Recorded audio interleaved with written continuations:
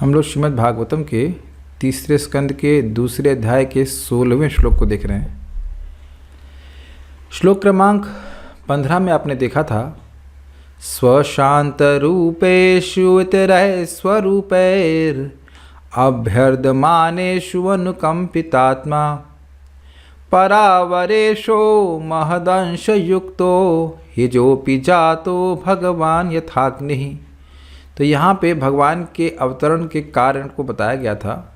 स्वशांत रूपेषु, जो भगवान के शांत रूप अर्थात उनके भक्त हैं, उनमें जब वह इतराई स्वरूप है, इस भक्त के, इन भक्तों के अलावा अन्य स्वरूप वाले जो अभक्त हैं, उनके द्वारा अभ्यर्दमानेषु, जब वो प्रताड़ित होते हैं, पीड़ित होते हैं, तो अनुकंपितात्मा, भगवान अनुकंपित मन वाले हो जाते हैं, अर्थात दया से युक्त होकर के अपने भक्तों पर परावरेशु, पर और अवर, पर मतलब आध्यात्मिक, अवर मतलब भौतिक, इन दोनों के ईश अर्थात नियामक के रूप में महदंश युक्त, अपने महान अंश बलराम जी के संयुक्त होकर ही अजोपि जातो, अजन्मा होते हुए भी वह जन्म लेते हैं, भगवान यथाग्नि, अग्नि के समान। जैसे अग्नि नित्य सिद्ध है फिर भी वह काष्ठ आदि में प्रकट होती है, उस प्रकार से भगवान प्रकट होते हैं।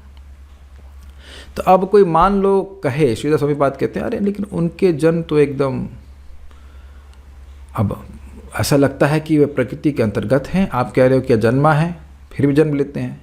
तो अगर कोई व्यक्ति ऐसा शंका करे कि भाई भगवान तो एक सामान्य मनुष्य जैसे लगते हैं, आप उनको परावरेश क्यों कह रहे हो, तो इस पे वह श्लोक कहते हैं कि देखिए, आज के श्लोक कहते हैं कि भगवान, यह खेद की बात है कि यद्यपि भगवान पर और अवर के ईश हैं, फिर भी ऐसी लीला करते हैं जिससे लोगों को ये मोह हो जाता है कि ये तो सामान्य मनुष्य हैं। हमको ये बहुत खेद होता है। तो इसको हम लोग अब देखिए, नीचे खोल दीजिए, इसको हम लोग बोलने वाले हैं। आप समझ रहे हैं, लिंक समझ रहे हैं। लिंक ये है कि यद्यपि भगवान पर और अवर के ईश्वर हैं, सभी के नियामक हैं, लेकिन वो ऐसी लीला करते हैं, मनुष्यों का विडंबनम करते हैं, अर्थात मनुष्यों के लिए जो कार्य होते हैं वैसे वो उसका अनुकरण करते हैं, और इस कारण से लोग सोचते हैं कि वह भगवान नहीं है। तो ये बात सोच करके कि भगवान ऐसी लीला क्यों करते हैं, उद्धव जी कहते हैं कि मुझे खेद होता है। प्रभु लोग आए, महावीर प्रभु आए, तो उधर कुछ बिछा दीजिए, कुर्सी ले दीजिए। ये श्लोक जो है, इस तरह के बहुत सारे श्लोक आगे उद्धव जी बोलने वाले हैं, जिसमें कह रहे हैं कि यह बात मुझे बहुत खेद प्रस्तुत करती है। यह सुनकर मुझे बहुत खेद होता है कि यद्यपि भगवान अजन्मा हैं, सभी के स्वामी हैं, और फिर भी वह इस प्रकार से लीला करते हैं कि लोग उनके बारे में अपशब्द कहते हैं। तो मेरे पीछे बोलिएगा, माम खेदयत्ये तदजस्य जन्मा विडम्बनम यद वसुदेव गेहे।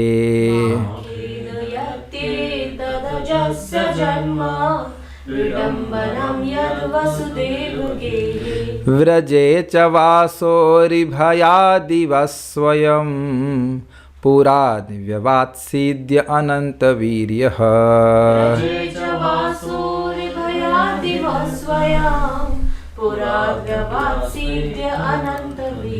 अब आ गया ट्रैक पे, एक बार और बोलेंगे फिर रुकते हैं। माम खेदयत्ये तदजस्य जन्मा विडम्बनम यद वसुदेव गेहे।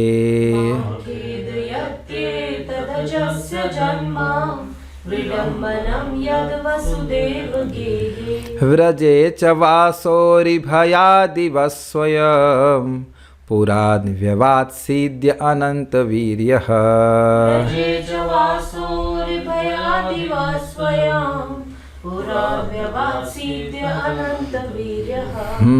So we made some headway.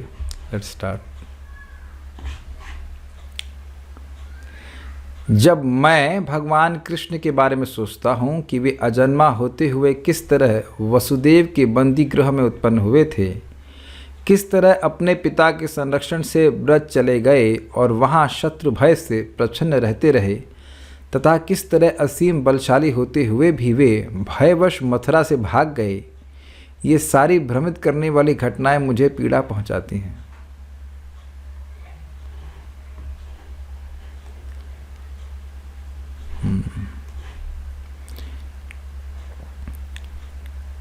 Vasudev गेहे, वसुदेव जी के गृह में, गेहे मतलब घर में, अजस्य जन्म विडंबनम, अजन्मा भगवान श्री कृष्ण की जन्म लेने की लीला करना। ये पहला पॉइंट। अरि भयाद इव, अरि मतलब तो शत्रु, और भयाद मतलब भय से, और इव मतलब मानो, कंस नामक शत्रु के मानो भय से, व्रजे च वासा, उनका व्रज में वास करना। मतलब ऐसा लग रहा था कि वह कंस के डर से व्रज में रह रहे हैं।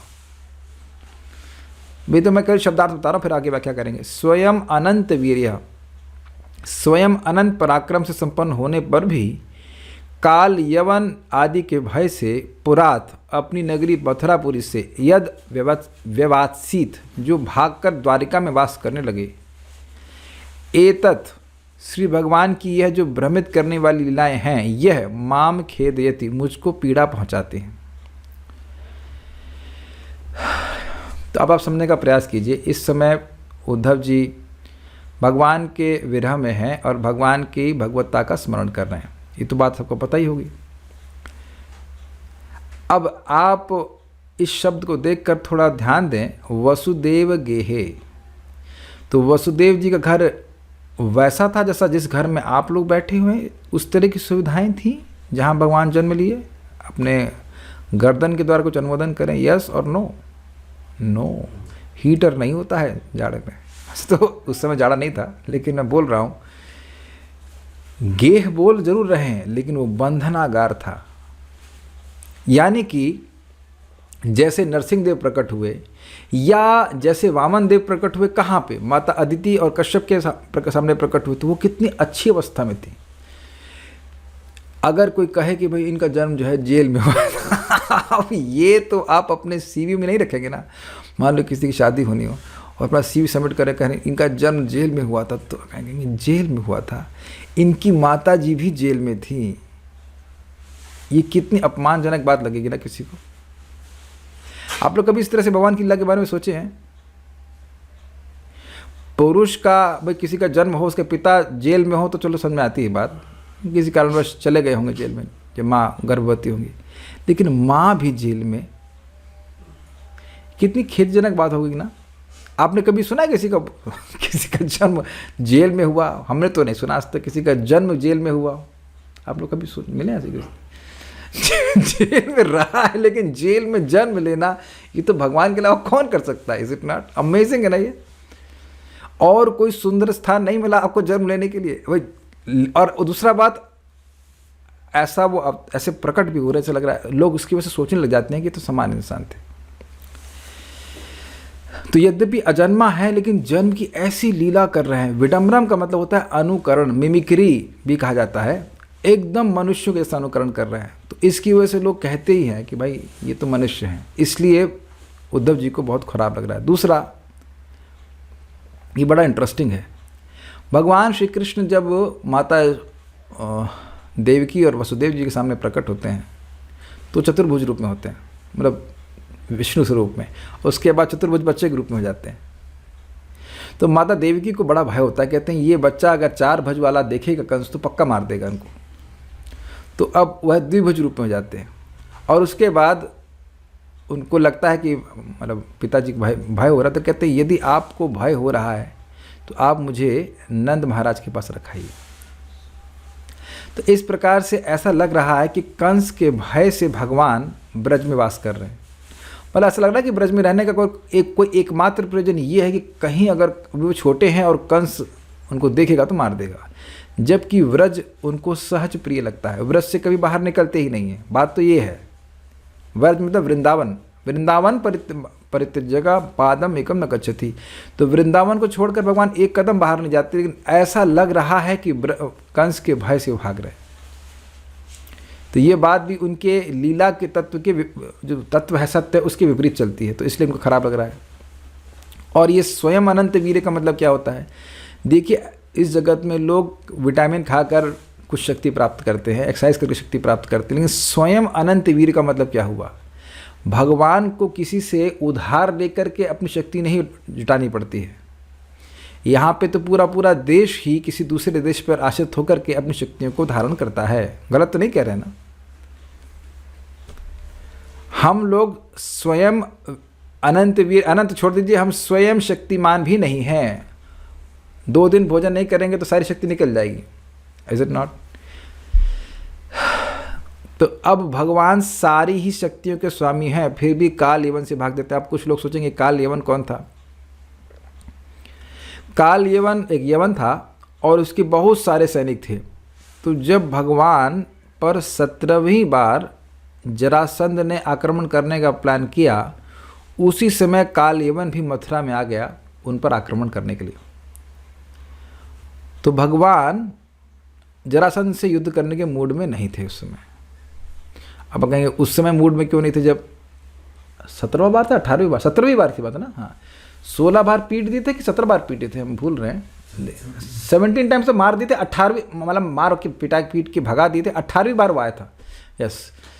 तो अब प्रश्न हो सकता है कि जब 2 कृष्ण बलराम अकेले ही जरासंध की सारी सेना को मार सकते थे, तो अब वह क्यों भागे? तो उसके पीछे भी घटना है कि वह जरासंध ब्राह्मणों की खूब सेवा करवाया, खूब पूजा करवाया कि उसका विजय हो जाए। कहते अगर इस बार मैं विजय नहीं हुआ तो तुम लोगों का गला कलम कर दूंगा। तो अब ब्राह्मण सब प्रार्थना कर रहे थे कि भगवान इस बार आप इसको जिता दीजिए, नहीं तो हमारी गर्दन जाएगी। तो भगवान तो नमो ब्राह्मण देवाय, ब्राह्मणों को पसंद करते हैं। अनुकूल चंद्र कहते ठीक है, ब्राह्मण की रक्षा हो जाए। और इधर ये बात भी थी कि रुक्मणी का हरण करना था। और एक ही समय में काल यवन भी आ गया युद्ध करने के लिए। तो भगवान काल यवन को मरवाए थे, काल यवन से युद्ध नहीं किए, भागे वहाँ से। तो काल यवन आया क्यों था, प्रश्न ये भी होगा। तो नारद जी से वो ढूंढ रहा था कि हमारे बराबर युद्ध करने वाला कौन है, हमसे कौन युद्ध कर सकता। तो नारद जी आकर बताया कि देखो वो कृष्ण है। भगवान कृष्ण के स्वरूप का वर्णन भी किया कि वो तुमसे युद्ध कर सकता है। तो वो पूरी सेना लेकर के भगवान से युद्ध करने के लिए आया था। तो भगवान को देखा तो पहचान भी लिया, हाँ यही नारद जैसे बताए थे। इस प्रकार से वह युद्ध करने के लिए चला, लेकिन भगवान उससे युद्ध नहीं किए। और वो पीछे पीछे गाली भी दे रहा था, अरे तुमको शर्म नहीं आती है, तुम क्षत्रिय परिवार में जन्म लिए हो और तुम ऐसे भाग रहे हो। लेकिन भगवान भागे और ऐसे भाग रहे, हाँ हाँ हाँ, ऐसे ही अब पकड़ा ऐसे करके भाग रहे। मतलब समझिए जैसे काल यवन भाग रहा है, क्या आप ऐसे देखिए, I don't know you can see that. काल यवन अगर इतने दूरी पे है तो भगवान बस 1 फीट की दूरी पे, उसको लगता था बस अब कृष्ण मेरे हाथ में आ गए। ऐसा नहीं, भगवान पकड़ में नहीं आ रहे। अगर भगवान बहुत तेज आगे भाग गए होते तो अब वो अपना आशा छोड़ देता कि इनको पकड़ पाऊंगा, लेकिन ना। महाप्रभुपाद जी बड़ा स्पष्ट कहते हैं कि कृष्ण बुक में कि क्योंकि उसके पाप समाप्त नहीं हुए थे तो इसलिए भगवान को पकड़ नहीं सकता था। वो माता यशोदा नहीं है। तो खूब प्रयास किया। अब जाकर वह मुचकुंद की गुफा में, तो धौलपुर के पास है ना, धौलपुर के पास ले जाते हैं भगवान दौड़ा करके। और उसके बाद अंदर गुफा में जा करके अपना पीताम्बर मुचकुंद महाराज के ऊपर चढ़ा देते हैं। वो सो रहे होते हैं और अंदर जाके घुस जाते हैं। तो वहां जा करके क्या नाम है उसका, काल यवन कहता है, गाली देता है, मतलब जो भी उसने गाली दी हो, मतलब रेफरेंस किया हो। उसके बाद कहता है कि हमको इतना थका कर यहाँ पे आके सो गया। वो सोचा कि मुचकुंद महाराज भगवान कृष्ण है और वो पीताम्बर ओढ़ करके सो रहा है। तेज जोर से लात मारी उठाने के लिए, वो तो असुर है। तो मुचकुंद महाराज की नींद खुलती है और वो आंख से देखते हैं कौन उनको डिस्टर्ब किया। तो गुस्से से जैसे ही देखते हैं तो मुचकुंद महाराज की आंखों से निकलने वाली अग्नि से वह मारा जाता है। कौन? काल यवन। फिर भगवान आते हैं, फिर मुचकुंद महाराज को दर्शन देते हैं, फिर बातचीत होती है। तो अब ये बात उद्धव जी को बड़ी अजीब सी लगती है कि जो स्वयं अनंत पराक्रम से युक्त है, उनके सामने काल यवन क्या है, फिर भी भाग रहे हैं। एक भागने वाला कार्य एक क्षत्रिय के लिए बहुत खराब है। जैसे ब्राह्मण कह दिया, वो ब्राह्मण नहाना नहीं चाहते हैं, नहाना नहीं चाहते हैं, तो ऐसे ही एक क्षत्रिय के युद्ध के लिए से पलायन करना ये बहुत खराब बात मानी जाती है। तो भगवान क्षत्रिय हैं, अति क्षत्रिय के आवेश में, और वो ऐसे भाग रहे हैं जैसे मानो काल यवन से वो डर रहे हैं। तो ये सब बात लोगों को मौका देता है भगवान के ऊपर आक्षेप करने का। और ये सब बात सुन करके उद्धव जी को सोच करके उद्धव को खेद हो रहा है। तो श्लोक देखिए, माम खेदयति, मुझे पीड़ा पहुंचाता है। क्या पीड़ा पहुंचाता है? एतद अजस्य जन्म विडम्बना, एतद यह जो अजन्मा भगवान का जन्म की लीला है, यद वसुदेव की है, वसुदेव जी के घर में जो भगवान अजन्मा की है जो लीला है, यह मुझे बहुत खेद देती है, पीड़ा पहुंचाती है। और क्या, तो कहते हैं व्रजे च वासो और अरि भयात इवा, और व्रज में जो उनका अपने शत्रु कंस से भय के कारण, मानो भय के कारण, भय था नहीं लेकिन मानो भय के कारण उनका वास था, कि मानो ऐसा लग रहा है डर के मारे वह ब्रज में वास कर रहे हो, यह उनको बहुत खेद पहुंचाता है। स्वयं पुराद विवादसीद, वह स्वयं अपनी पुरी से भाग गए, अर्थात मथुरापुरी से भी भाग गए।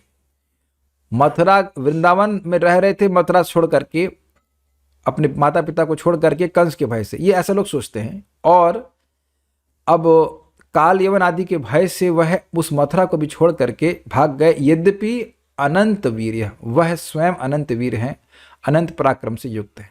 तो उनके तत्व के विरुद्ध सब बात सोच करके मैं दुखी होता हूं।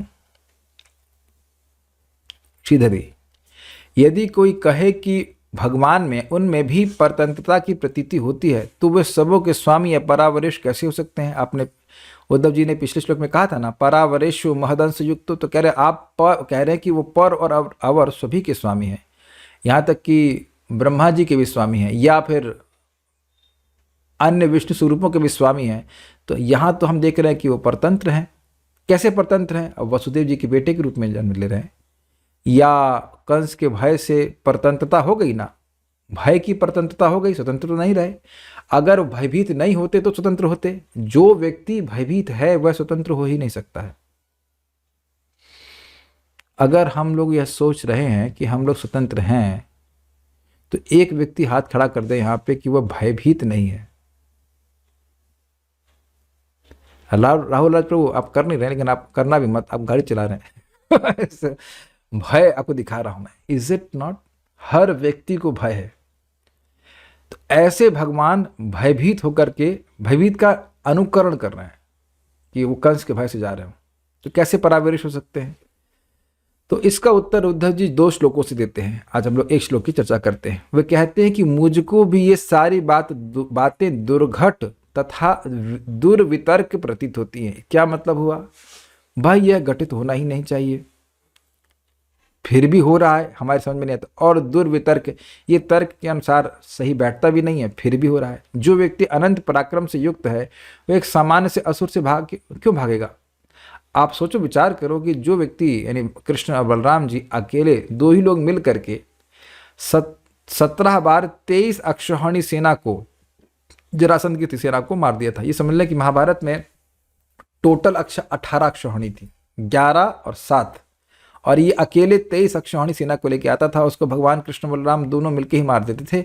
अन्य सैनिकों को कुछ करना ही नहीं पड़ता था, कोई भगवान की तरफ से कोई मरता ही नहीं था। और ये बारंबार उनको मार दिया करते थे। तो शक्ति तो उन्हें दिखाया ही है, फिर भी 18वीं बार क्यों छोड़ दी?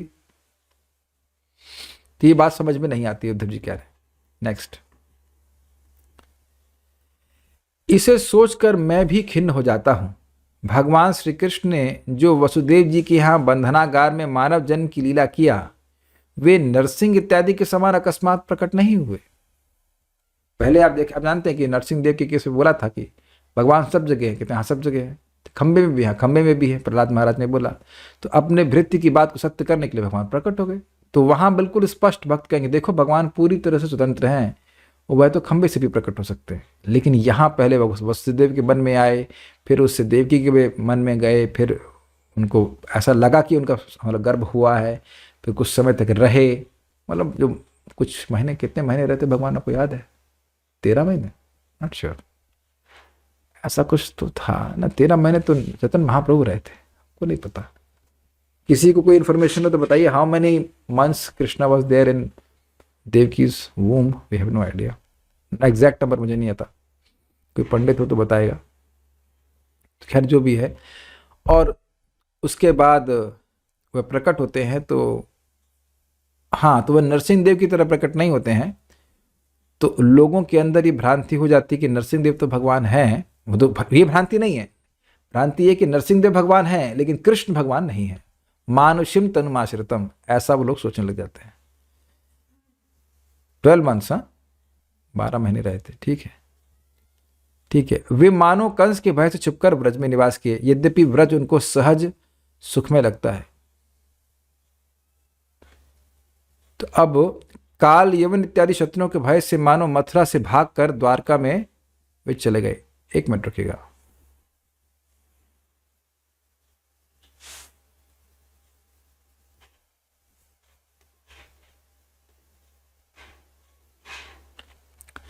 काल यवन इत्यादि शत्रुओं के भय से मानो मथुरा से भागकर द्वारका में चले गए। उनकी ये सारी लीलाएं याद आकर मुझे भी बेचैन बना देती हैं। नोट देखिए, भगवान का इस प्रकार का अनुकरण उनके प्रति अनीश्वर की शंका को उत्पन्न करके हम दासों को पीड़ा देता है। वस्तुतः सर्वात्मा भगवान हरि के लिए शत्रु एवं मित्र का एवं भय असंभव है, इसलिए यहाँ इवा शब्द का प्रयोग किया गया। ये काफी इंटरेस्टिंग है, इस नोट को समझने का प्रयास कीजिए।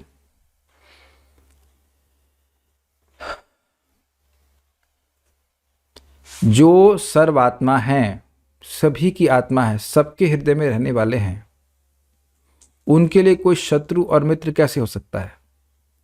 तो यहां पे लिखा है अरि भयाद इव। कोई व्यक्ति किसी का शत्रु होगा तो उसके घर में तो नहीं रहेगा ना। तो भगवान सर्वात्मा हैं, तो कंस के भी मित्र हैं। कंस उनका शत्रु तो है नहीं, लेकिन ऐसा लग रहा है कि कंस रूपी शत्रु के भय से वह ब्रज में जा रहा है। क्या ये लोगों को नहीं लगता, एक शब्द भगवान का एक नाम है कंसद्विषः, कंसद्विषः, कंस से द्वेष करने वाले। अब एक बाह्य रूप से कहा जा रहा है, तो भगवान तो परमात्मा एक रूप में सबके हृदय में है, कंस के भय से उसके हृदय से तो नहीं जा रहे हैं, लेकिन बाह्य रूप से लग रहा है कि कंस के भय से ब्रज में जा रहे हैं, इसलिए इवा शब्द का प्रयोग हुआ है। ठीक है। और भय क्यों असंभव है? क्योंकि भगवान पूरी तरह से प्रकृति के गुणों के परे हैं। इस कारण से कोई भी व्यक्ति भगवान को परेशान नहीं कर सकता। देखिए, इस जगत पे हम कैसे किसी को परेशान करते हैं? शरीर से, वाणी से, मन से तो खैर कम कर पाते हैं, लेकिन शरीर और वाणी से करते हैं। किसी को गाली दे देंगे, किसी को कोई अपशब्द कहते हैं, या कुछ अपने शरीर से कुछ कर पाते हैं। लेकिन अगर किसी के ऊपर ऐसा कोई भी अस्त्र का प्रहार पहुंचे ही नहीं, तब उसे किससे भय होगा? I hope this is clear. नहीं, हम लोगों को तो कभी कभी चींटी तक से भय हो जाता है। आप लोग इस बात को स्वीकार करेंगे? कभी आंख के पास चींटी आ जाए, तुरंत हटाते कि नहीं हटाते? चींटी तक से भय होता है, क्योंकि वही चींटी अगर आंख में घुस जाए या किसी की नाक में घुस जाए, तब नाक में दम कर देगी कि नहीं। लेकिन भगवान तो पूरी तरह चिन्मय है, न तो उन्हें कोई शब्द उन तक पहुंच सकता है, भौतिक शब्द, और ना ही कोई भौतिक अस्त्र पहुंच सकता है। तो उनके लिए कंस असुर कैसे हो सकता है? सॉरी, क्षमा कीजिएगा, कंस उनके लिए अरि कैसे हो सकता है? तो उसके भय से उनका भाग जाना ये तो संभव है। तो इसीलिए यहाँ इवा शब्द कर रहे हैं कि यद्यपि कंस उनके लिए शत्रु हो ही नहीं सकता है। स्वयं भगवान ने बोला है कि ना मैं द्वेषस्ति ना प्रिय, मैं सबके प्रति सम हूं, ना किसी से द्वेष करता हूं, ना कोई मेरे लिए प्रिय है। फिर भी मैं इस प्रकार का तत्व भगवान ने गीता में बताया है। तो अब कैसे वह कंस के लिए शत्रु भाव रख सकते हैं, या उनका कंस शत्रु कैसे हो सकता है? आप मेरी बात समझ पा रहे हैं? तो यहाँ पे नोट दिया गया है। तब ये सब बातें सोच करके उद्धव जी को खेद हो रहा है, पीड़ा हो रही है। लेकिन अब बात यहीं तक समाप्त नहीं होती है। सारार्थ दर्शनी बहुत रहस्यमय टीका है। अब इसको देखिए। मैंने जिस प्रकार सिद्धांत को ग्रहण किया है, वैसा ही आपके समक्ष प्रकट किया है। हालांकि मैं इस दुर्गेय विषय को पूर्व में नहीं समझ सका, यद्यपि मैंने विद्वानों से इसके विषय में पूछा था, अतः पूर्व में मैं दुख से व्याकुल था। इसको मां खेद आदि श्लोक में वर्णित किया गया है। अभी क्या कह रहे हैं? जो श्लोक पिछले आपने सुना कि भगवान परावरिश इत्यादि होकर के जगत में प्रकट होते हैं, यद्यपि वह जन्मा है, तो वहां पे विदुर जी को उद्धव जी कह रहे हैं कि जो सिद्धांत मैंने समझा है वह आपके सामने प्रस्तुत किया है। लेकिन भगवान की इन लीलाओं को, जो कि कब हुई थी, जब भगवान विद्यमान थे, उद्धव जी विद्यमान थे, तब वह भी उद्धव को भ्रमित करती थी। ये बात अब थोड़ी कठिन हो रही है, इसको बहुत ध्यान से समझना होगा। जब भगवान धराधाम में प्रकट लीला कर रहे थे, उद्धव जी भी तो उन्हीं की उम्र के हैं, उद्धव जी भी थे। तब वह ये सोच करके कि कृष्ण, भगवान कृष्ण कंस के भय से व्रज में वास किए, यह उनको बहुत खराब लगता था। तो यद्यपि कह रहे कि आज पीड़ा पहुंचाती है, लेकिन वो कहना चाहते हैं कि उस समय की जब मैं इस बात को नहीं समझ पा रहा था, भगवान के तत्व को नहीं समझ पा रहा था, तब मुझे यह खेद होता था। भगवान अपने धाम जाने से पहले उद्धव जी को बहुत सारी शिक्षा दिए हैं, तो अपने तत्व को भी वहां पे वो समझाए हैं। तो उन्हें कहा कि मैं पहले पूछता था बहुत सारे विद्वानों से कि भगवान ऐसी लीला क्यों करते हैं, लेकिन हम समझ नहीं पाते थे और इसलिए मुझे खेद होता था, पीड़ा होती थी। अभी खेद नहीं हो रहा है ना। आप लोग से कहेंगे अजीब सी बात बोल रहे हैं, अभी तो इसमें श्लोक में तो लिखा है कि खेद यति, मुझे खेद हो रहा है, और आप कह रहे हो खेद नहीं हो रहा है। तो उसको अभी हम टीका में आगे पढ़ेंगे तो समझ में आएगा। जन्म रहित व्यक्ति के लिए जन्म लेना कैसे संभव है? यदि इन सब चीजों से खेद होता था, यदि जो जन्म सिर्फ प्रतीत होता है किंतु वह वास्तव में केवल जन्म का अनुकरण मात्र है, न कि वास्तविक जन्म, तब तो कोई खेद नहीं होना चाहिए। जैसे जादूगर बहुत सारे जादू दिखाता है जिसमें वह किसी का गर्दन काटता हुआ दिखता है, लेकिन वो गर्दन काटता हुआ दिखता मात्र है, वह गर्दन काटता नहीं है। तो आपको खेद हुआ कभी? वो दिखा देते हैं उसकी गर्दन ऐसे निकल गई और गर्दन किनारे हो गई और सब ताली मार रहे होते। किसी की गर्दन काट दी जाए, क्या वो हंसेगा? आप देखेंगे कोई लड़की को रखेंगे, उसकी गर्दन काट देंगे, वो लड़की भी हंस रही है करके हंस रही है, उसकी गर्दन अलग, आपको दिखता है गर्दन अलग। आप लोग देखे होंगे जादू ऐसा, मैंने कई बार एग्जाम्पल दिया है। इधर कृष्ण हॉल था ना, कृष्ण हॉल में एक ऐसी टोपी लगा दी लड़की की, भक्त जादूगर थे, और उसके ऊपर पेट्रोल डाल दिया और आग लगा दी, और इतनी ऊंची ऊंची अग्नि जल रही है और वो नाच रही है ऐसे करके, खुश हो रही है। आप बताइए किसी के सर पे पूरा ऐसा आग जलेगा तो नाचेगा? वो भी नाच रही है, खुश हो रही है, और बाकी लोग भी ये ताली बजा रहे। तो आप जान रहे हैं कि यद्यपि दिख रहा है कि अग्नि लगी है, लेकिन वास्तविक रूप से अग्नि नहीं लगी होगी, वो हमको दिख जरूर रहा है। तो अगर केवल प्रतीति होती भगवान केवल जन की प्रतीति करवा रहे होते तो कोई दिक्कत नहीं है, बोलते तो खाली आभास मात्र हो रहा है। लेकिन ऐसा नहीं है, ऐसा नहीं कि अब जन्म नहीं हो रहा है। एक बार एक भक्त ने वृंदावन परम पूज्य वृंदावन चंद्र महाराज को पूछा, महाराज ये भगवान जन्म लेते हैं क्या या प्रकट होते हैं? तो महाराज ने कहा, आप प्रकटाष्टमी मनाते हैं कि जन्माष्टमी मनाते हैं? जन्माष्टमी मनाते हैं। तो जब जन्माष्टमी जब होता है जन्म, तब ना मनाते हैं।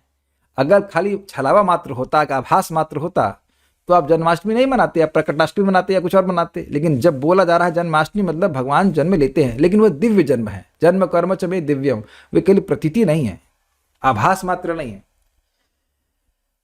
तो कह रहे हैं कि अगर केवल प्रतीति होती तो खेद नहीं होना चाहिए, लेकिन प्रतीति मात्र नहीं है। इसके द्वारा ये समझा जाना चाहिए कि उद्धव ये दर्शाना चाहते हैं कि श्री कृष्ण वास्तविक जन्म तथा अवास्तविक अर्थात जन्म के आभास दोनों से युक्त हैं। अब ये बात तो घुमाने वाली है। ऐसा लग रहा है कि भगवान का जन्म है, ऐसा लगना कि भगवान का जन्म है यह भी सही है, और भगवान का जन्म होता है यह भी सही है। क्योंकि ही जो भी जाता है, भगवान में सारे विरोधास्पद गुण समन्वय को प्राप्त करते हैं। समझ में आई बात? ये बहुत कठिन बात है समझने के लिए। उद्धव जी कह रहे हैं कि भगवान का जन्म भी होता है, माता के गर्भ में प्रवेश भी करते हैं। ऐसे तो जन्म होता है कि नहीं होता है? अब किसको जन्म कहेंगे? एक जीव माता के गर्भ में प्रवेश किया, फिर उसके बाद वो आता है। लेकिन अब वह जन्म का आभास क्यों कह रहे हैं? क्योंकि जन्म उनका वैसे नहीं होता एग्जैक्टली से मनुष्य का होता है। उनका देह पूरी तरह चिन्मय होता है। हम लोग एक माँ के गर्भ में प्रवेश करते हैं, फिर माँ के द्वारा जो भौतिक वस्तुएं प्राप्त होती हैं, उससे हमारा शरीर बनता है। समझ रहे हैं बात?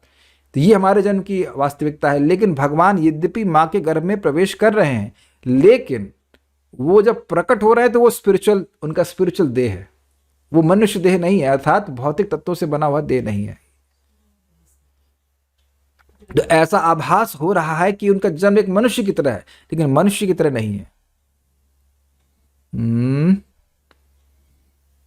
भक्त लोग बड़े परेशान लग रहे हैं। ये श्लोक परेशान करने वाला है ही। जब उद्धव जी को परेशान कर रहा है तो आप लोग परेशान नहीं हो तो मजा कैसे आएगा? आप लोग भी परेशान होने चाहिए। उनका प्राकृत जन्म नहीं है। यस, इसलिए आभास मात्र है। आभास मात्र मतलब ऐसा लग रहा है कि मनुष्य जैसा वो जन्म ले रहा है, लेकिन मनुष्य जैसा जन्म वह नहीं ले रहा है, ये बात कह रहे हैं। ठीक है, इसी बात को भगवान ने कहा है, अवजानन्ति माम मूढ़ा मानुष्यम तनुमाश्रितम परम भावम अजानन्तो मम भूतम महेश्वरम। मेरी अवज्ञा करते हैं लोग, क्यों? वो सोचते हैं कि मानुष्यम तनुमाश्रितम, ऐसा उनको आभास होता है कि भगवान एक मनुष्य के शरीर का आश्रय लेकर के आए, लेकिन भगवान का जन्म होता है, तभी तो उनको देवकी नंदन कहते हैं। लेकिन उनका जन्म वैसा नहीं होता है जैसा कि एग्जैक्टली मनुष्य का होता है। वैसा जैसा होता है, मनुष्य जैसा होता है, लेकिन एग्जैक्टली मनुष्य जैसा नहीं होता है। हे भगवान, क्या बहुत कठिन लग रहा है?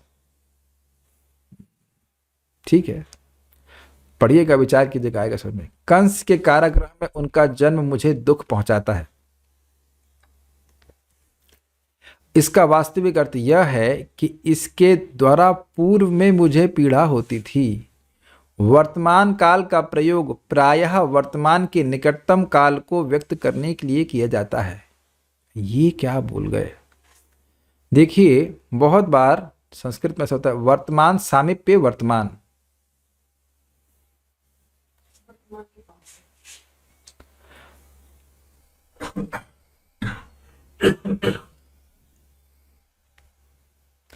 उदाहरण तो मेरे मन में है, लेकिन हम उदाहरण देना नहीं चाहते क्योंकि कुछ नाम सामने आएगा। लेकिन हम बात कर रहे हैं कि इस जगत में कभी कभी आप देखते हैं कि कोई व्यक्ति आपको दुख दिया है, तो भले वो साल 2 साल पहले दुख दिया हो, लेकिन आप ऐसे बोलते हैं हमको ये बात अच्छी इनकी नहीं लगती कि वो ऐसा कहते हैं, जबकि वो कहना बंद कर चुके हैं। ऐसा आप लोगों ने कभी किया है? ऐसा हो जाता है। कुछ घटना भूतकाल में हुई थी, उसको ऐसा बोल देते हैं कि वर्तमान में ऐसा हो रहा है। समझ रहे बात? तो उसी तरह से कह रहे हैं कि ये पूर्व में उनको पीड़ा होती थी। अब समझने का प्रयास कीजिए, जब वह भगवान की लीला के तत्व को नहीं सुने थे, तब उनको ये बातें भ्रमित करती थी और उनको दुख होता था कि भगवान ऐसी लीला क्यों कर रहे हैं। लेकिन अब उनको दुख नहीं होता है। लेकिन अब वो जो वर्तमान के सामीप्य से वर्तमान का प्रयोग कर रहे हैं कि खेदयति, मुझको आज भी ये खेद प्रकट करती हैं। इस तरह से कहा जा रहा है। थोड़ा समझिए, सब नए नए कंसेप्ट हैं, थोड़ा था समझ में आएगा, सुनिए एटलीस्ट। क्योंकि विडंबनम अर्थात अपकर्षक परिस्थिति में भी उनकी जन्म लीला द्वारा उनके माता पिता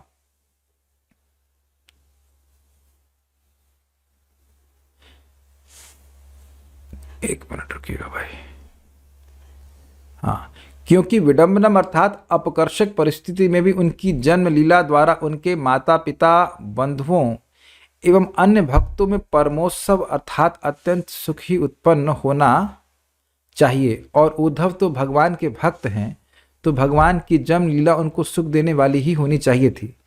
तो फिर उन्होंने परम स्वतंत्र ईश्वर के रूप में भी इस विषय में कुछ क्यों नहीं किया? आप थोड़ा नोट देख लीजिए। जैसे भगवान वामन माता अदिति के पुत्र के रूप में अवतरित होते हैं, परंतु जेल में नहीं। तो अब इसका मतलब क्या है?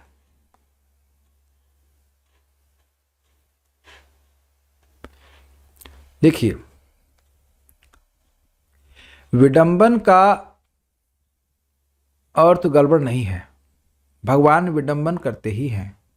जैसे भगवान वामन देव माता अदिति और कश्यप के पुत्र के रूप में आए, तो सबके लिए अच्छा लगा। किसी देवता के भी बेटे बन रहे हैं, तो भगवान की मतलब भगवान तो भगवान के रूप में ही है, लेकिन वो प्रस्तुत कर रहे हैं कि भगवान विष्णु के रूप में आए, फिर वामन देव के रूप में आए। तो यह जन्म की लीला तो भक्तों को अच्छी लगती ही है, इज इट नॉट?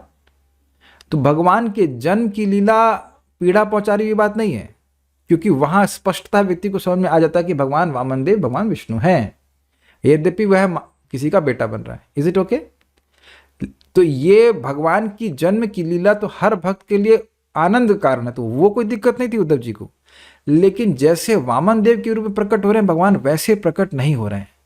प्रकट कैसे हो रहे हैं? जेल में, जब उनके माता पिता अत्यंत दुख में हैं, वहां वो प्रकट हो रहे हैं। वो डर रहे हैं कोई असुर उनको मार न दे, कंस आकर उनको मार न दे। इस प्रकार की वो जो लीला कर रहे हैं, यह दुख देने वाली होती है। भगवान तो परमेश्वर है, क्या जरूरी था भगवान जेल में ही आते? क्या भगवान ने कोई बाध्यता है कि जेल में ही प्रकट होंगे? नहीं। लेकिन भगवान इस प्रकार से कर रहे हैं, यह उद्धव जी को बहुत खराब लग रहा है। नहीं समझने का प्रयास कीजिए। विडंबनम मतलब भगवान अब हाँ, अपकर्षक परिस्थिति में भी जो उनकी लीला होती है वह भक्तों को अच्छी लगती है, लेकिन जब वो परावरेश हैं, पर और अवर सबके स्वामी हैं, तो क्या थोड़ी और अच्छी कंडीशन में नहीं कर सकते थे? इतना ऐसा क्यों लीला कर रहे हैं जिससे लोगों को ये बोलने का मौका मिल जाए कि ये तो मनुष्य है? और देखिए, आप हम पहले ही बोल चुके हैं, एक कोई व्यक्ति भगवान श्री कृष्ण की आत्मकथा लिख दिया था, तो आज तक कोई भगवान विष्णु की आत्मकथा लिखा है? भगवान वामन देव की या नरसिंह देव की आत्मकथा? नहीं, क्योंकि भगवान ऐसी लीला करते हैं कि वहां क्लियर हो जाता है कि वह भगवान है। ये चैलेंज है कि नहीं? आज तक कोई भी व्यक्ति नरसिंह देव की आत्मकथा नहीं लिखा है, जानता है भगवान है। लेकिन भगवान श्री कृष्ण की आत्मकथा लिखने का क्या मतलब है? आप समझते हैं इस तरह से लिखने का शैली? मैं आप नहीं हूं, मैं आपके बारे में ऐसे लिख रहा हूं जैसे मैं आप हूं। मैं कृष्ण हूं, मेरे पिताजी का नाम वसुदेव है, मेरी माता का नाम देवकी है। वो ऐसे मान के लिख रहा है जैसे कि वह एक इंसान के बारे में लिख रहा हो। तो भगवान की लीला से ऐसा भ्रम हो ही जाता है कि वह इंसान है। इस बात पे बहुत दुखी हो रहे हैं। ठीक है, अब दूसरा देखिए, वे स्वाभाविक ही परम सुखमय हैं, तो फिर शत्रुओं के भय से व्रज में वास हेतु क्यों विख्यात हैं? अब जो लोग कृष्ण भावनामृत में आए हैं, उनमें से शायद ही कोई भक्त यहाँ पे होगा जो ये जानता हो कि भगवान श्री कृष्ण व्रज में लीलाओं का आनंद लेने के लिए चले गए। आप में से कौन ऐसा भक्त है जो इस्कॉन में आने से पहले इस बात को जानता था कि भगवान श्री कृष्ण मथुरा से वृंदावन इसलिए गए क्योंकि वृंदावन को बहुत प्रिय है? एनीवन हियर आप में से? तो अगर मैं ओके, आरती माता जी जानते थे, कुछ लोग और जानते हैं, ठीक है, आप लोग बड़े दिव्य ज्ञानी हैं तो अच्छी बात है, हम नहीं जानते थे। आप लोग शायद मेरा प्रश्न नहीं समझ पा रहे हैं। वृंदावन राधा कृष्ण को अत्यंत प्रिय है, ये कृष्ण भावनामृत आंदोलन में कथा सुनने से पहले कितने लोग जानते थे? हमको तो विश्वास नहीं कि आप जानते थे। हम इस मामले में स्वीकार नहीं कर सकते कि आप जानते थे। शायद आप ये भी नहीं जान पा रहे कि मैं प्रश्न क्या कर रहा हूं। सभी लोगों को यही बताया गया था ना कि वो कंस के भय से कृष्ण को मथुरा वृंदावन में ट्रांसफर कर दिया गया। तो हमें तो बहुत संदेह है कि आप जानते रहे होंगे। जानते रहे होंगे तो बहुत अच्छी बात है। तो अगर गिन भी ले तो बहुत कम लोग जानते हैं। मेरे मन में ये कभी नहीं आया था कि भगवान श्री कृष्ण वृंदावन में, कोई बहुत भ्रमित हुए ना हो, लेकिन हमने कभी सुना नहीं था कि ये भगवान इस प्रकार से वृंदावन में प्रेम की लीला करने के लिए गए थे, या वहाँ पर नित्य विद्यमान रहते हैं इत्यादि इत्यादि। ये सब बातें तो हम नहीं जान रहे होते हैं मोस्टली। तो प्राय लोग यही जान रहे होते हैं कि कंस के भय से भगवान को मथुरा से वृंदावन लेके गए थे। तो अब बात क्या यहाँ पे कह रहे हैं? स्वाभाविक ही परम सुखमय हैं। मैं ये कहूं कि मैं एक बल्ब बनाया हूं जो सूर्य को प्रकाश देता है, तो आप लोग कहें ये क्या हो गया, क्या बोला आपने? ये बात समझ में नहीं आपकी। आप ऐसा बल्ब बनाए हैं जो सूर्य को प्रकाश देता है। अरे भाई, सूर्य तो स्वयं प्रकाशमय है, तेजोमय है, वो पूरे जगत को प्रकाश देने वाला है। तो वो कैसे आपके आपके प्रकाश की अपेक्षा करेगा? Is it okay? तो हम क्या कहना चाहते हैं? भगवान यहाँ पे कह रहे हैं कि भगवान परम सुखमय हैं। अगर किसी को भय होता है तो क्या वो सुखी होता है? जब आप कभी अपने जीवन में भयभीत हुए तो आप परम सुखमय थे। तो भगवान सदा सर्वदा अनादिकाल से सुखमय ही हैं। ऐसा कोई शत्रु नहीं है जो भगवान को परेशान कर सके।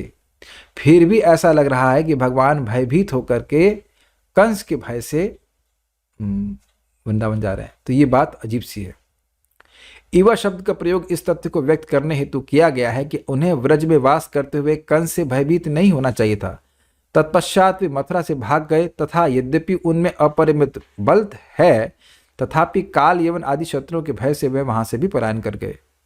तो ये बातें उद्धव जी को समझ में नहीं आते। इस संबंध में भीष्मदेव की उक्ति है, न हि यस्य कर्हि चिद राजन पुमान वेद विदितम यद विजिज्ञासया युक्ता मुह्यंती कवयोपि ही।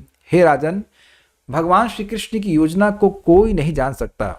यद्यपि बड़े बड़े चिंतक उनके विषय में जिज्ञासा करते हैं, लेकिन वे मोहित हो जाते हैं। श्रीमद् भागवतम प्रथम स्कंद 9वां अध्याय 16वां श्लोक। न ही मतलब निश्चित ही, अस्य इन भगवान का, भीष्मदेव के सामने कृष्ण हैं, कर ही चिद राजन, हे राजन, कोई भी व्यक्ति, पुमान कोई भी मनुष्य, वेद विदितम, ये क्या विधान कर रहे हैं कोई नहीं समझ सकता। यदि विजिज्ञासा युक्ता, अच्छा मान लो कहे कि नहीं जान सकता तो जिज्ञासा करना चाहिए कि भगवान की इच्छा क्या है, तो कहते ना, उनकी इस इच्छा क्या इच्छा है इसके प्रति बहुत विशेष जिज्ञासा युक्त से युक्त व्यक्ति भी मोहित हो जाता है, यद्यपि वह कवि भी क्यों ना हो।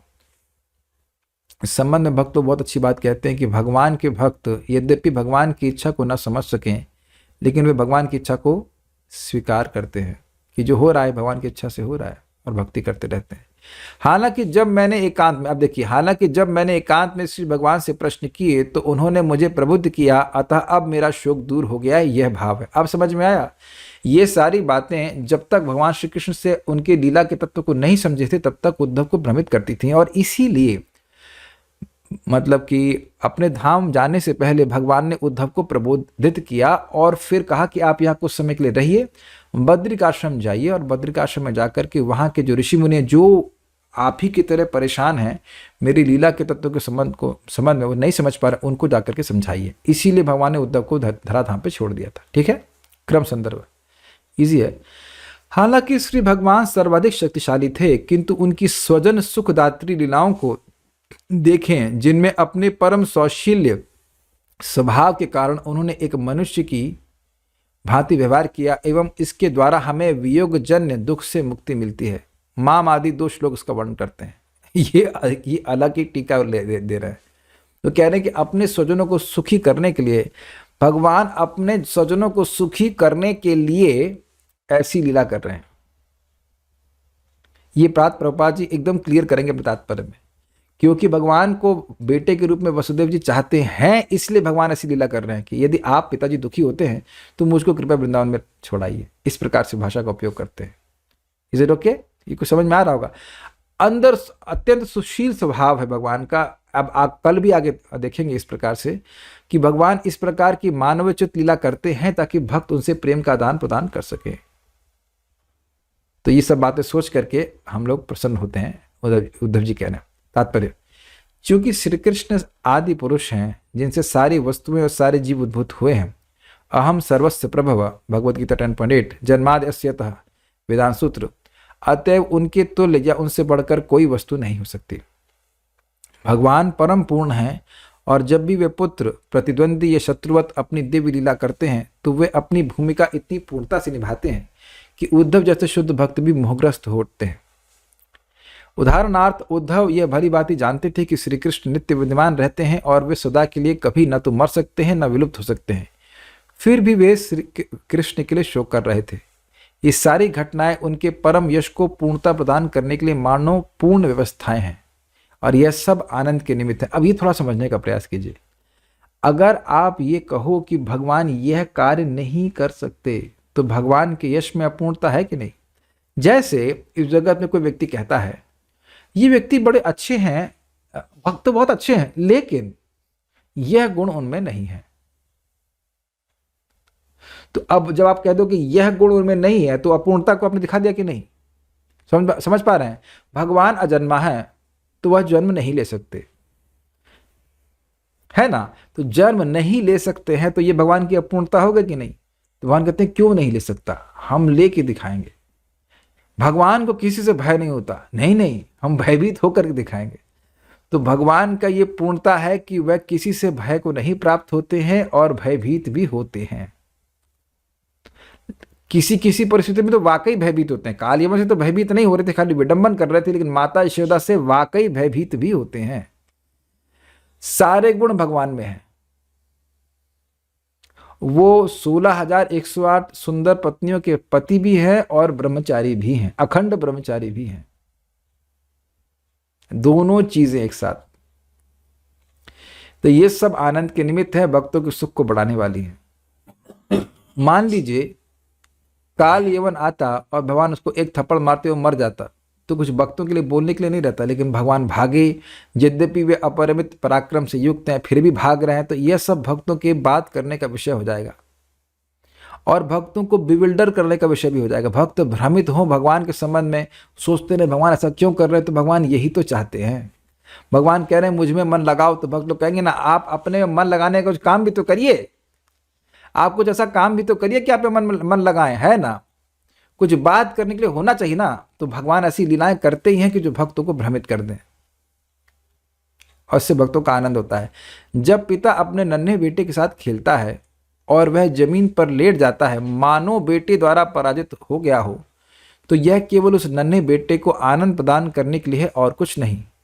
चूंकि भगवान सर्वशक्तिमान है, अतः वे जन्म अजन्म, शक्ति तथा पराजय, भय तथा अभय जैसे विलोमों को समन्वित कर सकते हैं। यही बात आपको समझा रहा था कि भगवान में परस्पर विरोधास्पद गुण समन्वय को प्राप्त करते हैं। भगवान निर्भय भी हैं और भयभीत भी हो जाते हैं। ये बात आपको समझते हुए श्रीमद् भागवतम को श्रवण करना होगा कि भगवान कोई भी कार्य कर सकते हैं, ये बात बताई जा रही है। एक शुद्ध भक्त भली भांति जानता है कि भगवान के लिए विरोधाभासों को संबंधित करना कैसे संभव है, किंतु वह इन भक्तों के लिए शोक करता है जो भगवान के परम यशों को न जानते हुए उन्हें इसलिए काल्पनिक सोचते हैं क्योंकि शास्त्रों के ऊपरी तौर पर अनेक विरोधी कथन पाए जाते हैं, वस्तुतः कुछ भी विरोध मूलक नहीं है। थोड़ा समझिए, उद्धव जी को शोक किस बात का था कि भगवान इस जगत में थे फिर भी उनको स्वयं भगवान के रूप में लोग नहीं पहचान पाए, ये शोक था ना, ये सुन रहे थे। तो ऐसा नहीं है कि उद्धव जी को समझ में नहीं आ रहा था, उद्धव को समझ में आ रहा था, लेकिन वह इस बात का शोक इसलिए कर रहे थे कि भगवान की ऐसी लीला के द्वारा भक्तों को तो बहुत सुख मिलता है। आज भी रणछोड़ जी का टेम्पल है, मंदिर है। अब कोई व्यक्ति, कोई क्षत्रिय रण को छोड़ दे तो उसका कौन गुणगान करेगा, लेकिन भगवान रण को छोड़ देते हैं फिर भी भक्त लोग उनका गुणगान करते हैं। तो भगवान का हर कार्य बहुत यशस्वी होता है, तो वो कोई दिक्कत भक्तों के लिए नहीं है। लेकिन अब जो अभक्त हैं वह तत्वों को, शास्त्र को भक्तों के मुख से नहीं सुनने के कारण ऐसी बातों को स्वीकार कर लेते हैं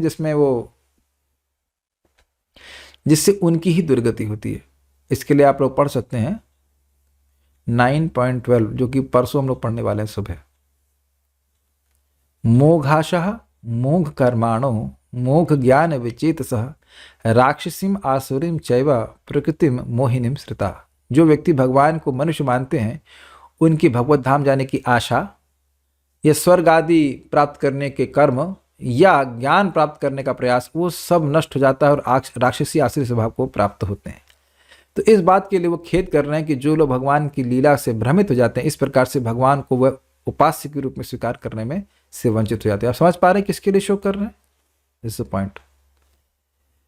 जब हम, जैसे मुझे एक व्यक्ति ने बोला था, वो मुसलमान धर्म को स्वीकार करने वाले थे, बहुत पुरानी बात है, 2000 में भी 2004 की बात होगी, something like that. Harmonium repair करने के लिए हम गए थे, तो वहाँ वह कहने लगे भाई यह कैसे भगवान हैं, ध्यान दीजिएगा, यह कैसे भगवान है कि वह लड़कियों के कपड़े चुराते हैं।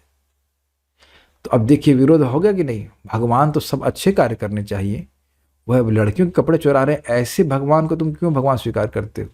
तो जो तत्व में नहीं समझ पाएगा वो ये नहीं सोचेगा, वो ये नहीं प्रश्न करेगा कि द्रौपदी के कपड़े दिए भी तो, द्रौपदी को तो अनंत कपड़ा दिए, तब आप वहां नहीं विचार करते हो। तो अर्धकुकुट न्याय से एक बात स्वीकार करेगा, एक बात नहीं स्वीकार करेगा, और इस प्रकार से भगवान के भगवत्ता को स्वीकार करने में असमर्थ होकर के भगवान की सेवा के लाभ से वह वंचित रह जाएगा। इसलिए शोक कर रहे हैं। सबको समझ में आ रहा है श्लोक कि शोक क्यों कर रहे हैं?